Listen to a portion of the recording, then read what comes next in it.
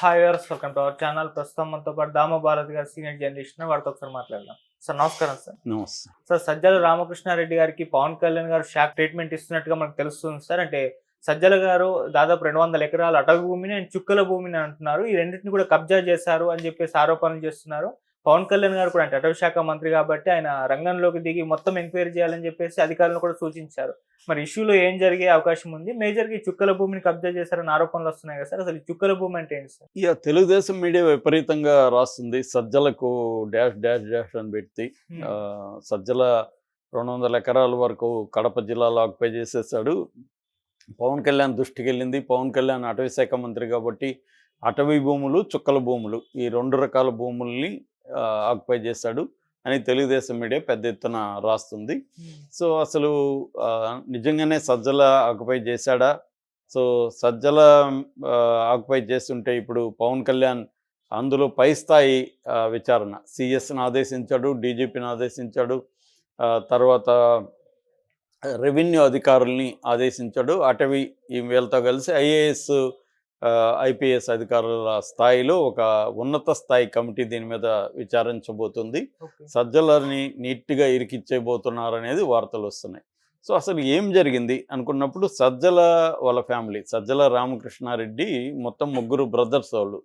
సజ్జల రామకృష్ణారెడ్డి, సజ్జల దివాకర్ రెడ్డి, సజ్జల జనార్దన్ రెడ్డి. ముగ్గురులో దివాకర్ రెడ్డి చనిపోయాడు, జనార్దన్ రెడ్డి బతుకున్నాడు. హ్మ్. ఇంకా వాళ్ళ పిల్లలు, వాళ్ళ ఫ్యామిలీ, ఎక్స్టెండెడ్ ఫ్యామిలీస్ ఉన్నాయి.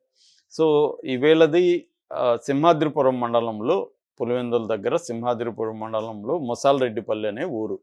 అయితే ఇప్పుడు చెప్తున్న ఈ ల్యాండ్ ఎక్కడుందంటే కడప శివారులో, అవుట్స్కట్స్లో సీకే దిన్నెపల్లి రెవెన్యూ ఏరియాలో ఉంది. ఇది చిత్తూరు కర్నూలు నేషనల్ హైవే దగ్గర ఉందన్నమాట. దీంట్లో సజ్జల రామకృష్ణారెడ్డికి అరౌండ్ 200 ఎకరాలు, 200 ఎకరాలు ఉంది. అందులో డీటెయిల్గా ఆంధ్రజ్యోతిలో ఇచ్చింది చెప్తున్నా నేను.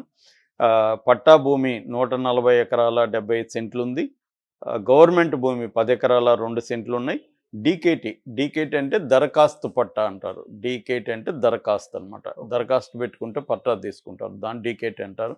డీకేటీ 5 ఎకరాల 14 సెంట్లు ఉంది. చుక్కల భూమి 2 ఎకరాలే ఉంది. కానీ చుక్కల భూమి అని చెందుతున్నాం. వీళ్ళు ఇచ్చిన దాని ప్రకారం చుక్కల భూమి 2 ఎకరాలు మాత్రం ఉంది. అటవీ భూమి మాత్రం 42 ఎకరాలు ఉన్నాయి. ఇది వీళ్ళు రాసింది. ఓవరాల్గా 200 ఎకరాలు ఉన్నాయి. దాంట్లో మామిడి, నేరేడు, టేకు ఇలాంటి చెట్లు ఉన్నాయి. అట్లాగే పెద్ద పెద్ద షెడ్లు వేశారు. ఫార్మింగ్, దాని గెస్ట్ హౌస్లు కూడా ఉన్నాయి. ఇవన్నీ ఉన్నాయి. ఇవన్నీ కూడా బ్రదర్స్ పేరుతో ఉన్నాయి అనేది ప్రధానంగా ఆరోపణ. ఈ అటవీ భూములు, చుక్కల భూములు, ప్రభుత్వ భూములు, డీకేటీ అన్నీ కలిపి 200 ఎకరాల వరకు ఉన్నాయనేది తెలుగుదేశం మీడియా ఆరోపిస్తుంది. దీని మీద ఇప్పుడు విచారణకి ఆదేశించాడు. అయితే ఇటు సజ్జల వైపు నుంచి దీని మీద ఎక్స్ప్లెనేషన్ ఏమిచ్చారంటే అటవీ భూమి 1 పైసా 1 సెంటు కూడా ఆక్యుపై చేసుకోలేదు, చుక్కల భూమి కానీ అటవీ భూమి కానీ. 1995 ప్రాంతంలోనే సజ్జల బ్రదర్స్ కొన్నారు ల్యాండ్ అఫ్సెల్గా. అవి అప్పటికి ఇంకా ఆయన రాజకీయాలకే రాలేదు. సో అప్పుడు కొని దాన్ని సాగు చేసుకున్నారు. కొంత మామిడి తోటలు పెట్టారు. 2005లో సజ్జల తన బ్రదర్స్కి వదిలేసుకున్నాడు ఈ ఆస్తుల్ని. 2005 నాటికి కూడా సజ్జల రాజకీయాల్లోకి లేడు అసలు.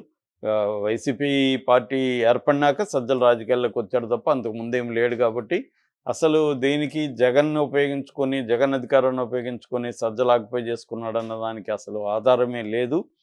2014లో ఏమైందంటే రెవెన్యూ, ఫారెస్ట్ డిపార్ట్మెంట్ల మధ్య ఈ భూమికి సంబంధించిన గొడవ జరిగింది. మాది అంటే మాదని వాళ్ళిద్దరూ ఆర్గ్యూ చేసుకున్నారు. అప్పుడు వీళ్ళు వాళ్ళకి పిటిషన్ కూడా పెట్టారు. మీరు ఎవరో ఒకరు తేల్చండి, తేల్చి మాకు చెప్పండి.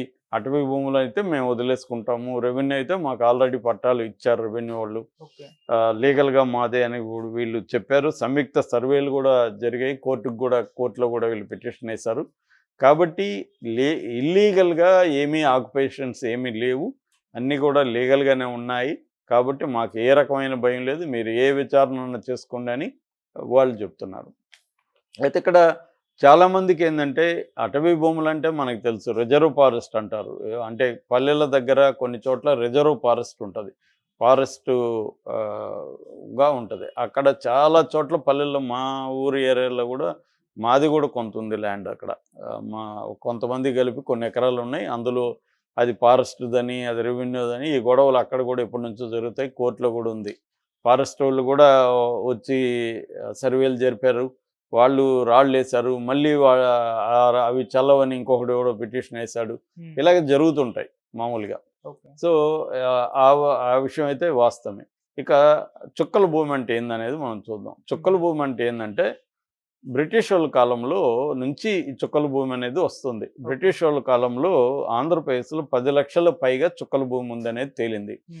చుక్కల భూమి అంటే అర్థమైందంటే, ఒక భూమి మీద యాజమాని ఎవరిది ఆ భూమి అనేది క్లియర్‌గా లేకపోతే మల్టిపుల్ ఓనర్స్, ఒక భూమి నాది నాది నాది అని ఒక 10 మంది క్లెయిమ్ చేస్తుంటే, దాన్ని రికార్డులో అప్పుడు ఏం రాసేవాళ్ళంటే, రికార్డులో ఆ డీటెయిల్స్ రాసి ఓనర్‌షిప్ అనే దగ్గర చుక్కలు పెట్టేవాళ్ళు. ఓకే. పేరు రాయలేక. ఎందుకంటే అది ఎవరిదో తెలీదు, లేదా 10 మంది క్లెయిమ్ చేస్తున్నారు కాబట్టి చుక్కలు పెట్టేసేవాళ్ళు. ఈ చుక్కల్ని డాటెడ్ ల్యాండ్స్ అని బ్రిటిష్ వాళ్ళు పిలిచారు. డాట్స్ పెడతారు కాబట్టి డాటెడ్ ల్యాండ్స్. దాన్ని తెలుగులో చుక్కల భూమి, చుక్కలు పెడతారు కాబట్టి. ఇది చుక్కల భూమి అంటే అర్థం. అంటే చుక్కల భూమి అంటే అది గవర్నమెంట్‌ది కాదు, ప్రైవేట్‌దే, కానీ ఎవరిదో తెలియదు ఆ భూమి. కానీ ఎవరో ఒకరు చేసుకుంటుంటారు. లీగల్‌గా ఓనర్‌షిప్ అనేది తేలదు. అలాగా 10 లక్షల ఎకరాల వరకు ఉండింది. దాన్ని నోటిఫైడ్ ల్యాండ్స్ అని కూడా అంటారు. నోటిఫై చేస్తుంది ఈ ల్యాండ్స్ ఇలాంటివని. దాన్ని డాటెడ్ ల్యాండ్స్ అని ఇంగ్లీష్లో, అంటే తెలుగులో దాన్ని చుక్కల భూమి అని పేరు పెట్టారు. సో, దాని తర్వాత ఏమైంది, జగన్ ప్రభుత్వంలో ఏం చేశారంటే దీన్ని డీనోటిఫై చేశాడు. జగన్ ప్రభుత్వం వచ్చేసరికి ఆంధ్రప్రదేశ్లో ఎంత ల్యాండ్ ఉందంటే, చుక్కల భూమి 2,06,171 ఎకరాలు చుక్కల భూమి ఉందనేది ఐడెంటిఫై చేశారు. దీనివల్ల గవర్నమెంట్కి ప్రాబ్లం ఏంటంటే, చుక్కల భూమి ఫర్ ఎగ్జాంపుల్ టౌన్లలో కూడా చుక్కల భూమి ఉంది. చుక్కల భూమి ఆక్యుపై చేసుకుని ఇళ్ళు కట్టేస్తారు. కానీ చుక్కల భూమి అనేది రెవెన్యూ రికార్డ్స్లో ట్యాక్సబుల్ కిందకి రాదు. కాబట్టి ఆ ఇండ్ల నుంచి వచ్చే ట్యాక్స్ గవర్నమెంట్కి రాదు. అది ఒక ప్రాబ్లం.